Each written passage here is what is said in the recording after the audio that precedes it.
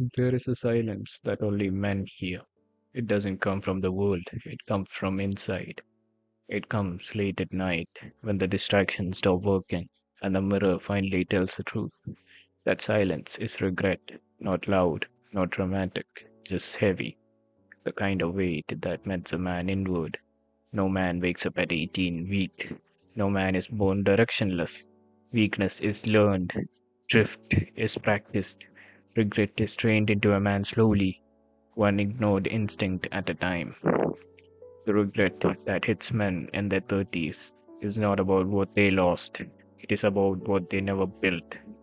Strength they postponed, discipline they delayed, purpose they traded for comfort, and comfort always collects interest. At 20, you feel invincible. At 25, you feel flexible. At 30, you feel exposed. Suddenly, the body speaks back. Suddenly, the mind hesitates. Suddenly, effort feels expensive. And that is when a man realizes he was borrowing from his own future to entertain his present. No one warns men about this part that the world does not crush you all at once, it softens you first. Through inconvenience, uh, through convenience, through endless simulation, through applause for weakness disguised as freedom, until your instincts go quiet. Men were not designed to float, they were designed to carry weight. Responsibility sharpens men, pressure gives men edges, resistance gives men identity. But modern life removes resistance and calls the result happiness.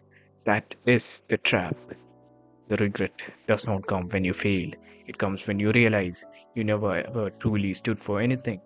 When your word feels light, when your presence doesn't anchor a room, when your reflection doesn't feel like protection, that's a different kind of pain. A man in his 30s begins to understand that strength is not about aggression, it's about containment, the ability to hold anger without exploding, the ability to endure boredom without escaping, the ability to desire without surrendering. That control was supposed to be trained early. Every man knows the version of himself he abandoned. The disciplined one, the dangerous one who was under control. The version doesn't disappear. He waits, and when he waits too long, he becomes regret. The regret speaks in questions. Why do I avoid discomfort like it's poison? Why do I need approval to feel real? Why does effort feel like punishment instead of purpose? Those questions hurt because you already know the answers. Here's the truth most men never say out aloud. A man without discipline becomes predictable, and predictable men are easy to replace, easy to manipulate, easy to forget.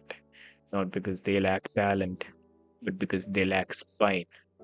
This is why regret hits men so hard later, because by then there are no longer fighting the world. They are fighting time, and time does not negotiate. Think about this moment. One day, someone will look at you for safety, a wife, a child, a family. They won't care how expressive you were. They won't care how popular you felt. They won't care about your excuses. They will feel your structure or your absence of it. Men do not regret being too disciplined. They regret being undisciplined when it mattered. They regret the years they could have built but chose to drift. They regret the strength they postponed until life demanded it all at once. This is not about becoming heartless. This is about becoming reliable. A man who can be tired and still show up. A man who can be tempted and still choose right. A man who can suffer quietly and grow loudly. This is masculine maturity. The modern world does not need more loud men. It needs rooted men, men whose nervous systems are calm, men whose words carry weight, men whose presence stabilizes chaos. That doesn't come from motivation, it comes from ritual, routine, sacrifice.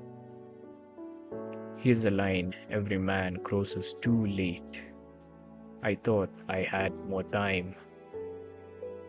Time is not taken from men, it is leaked. through distraction, through comfort, through avoidance, until regret becomes the teacher. But listen carefully, this video makes you uncomfortable. That is not fear. The part of you that knows you are meant to be more than entertained. You don't need to become extreme. You don't need to hate the world.